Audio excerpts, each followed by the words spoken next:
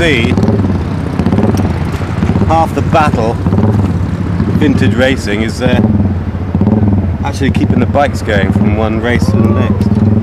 Now this is me and a friend of mine, we've just started racing, we're novices. So it's important to us to get our card signed every race meet, because that's how you end up losing your orange jersey and actually being a full-blown racer. So luckily I finished my first race no problem, so that's my card signed for the weekend.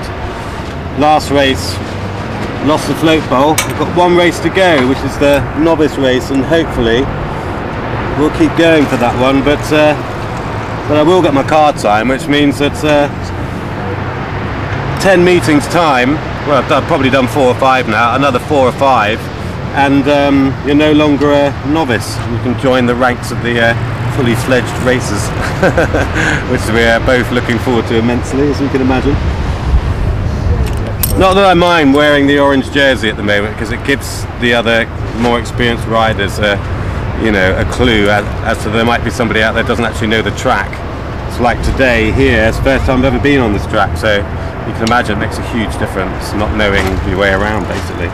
So it's better to give the other riders a bit of warning if you're going to be taking the wrong line round the corner or something.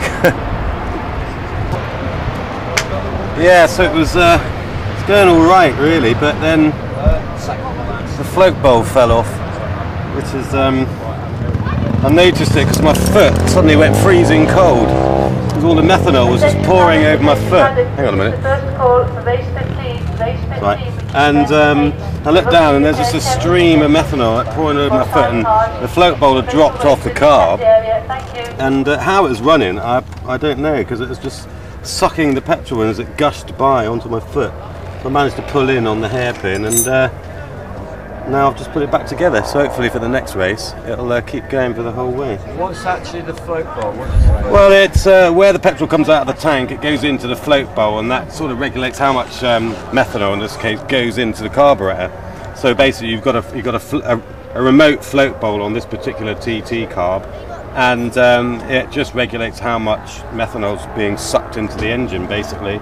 But that dropped off, so the methanol was just pouring straight out of the tank and straight over my foot basically.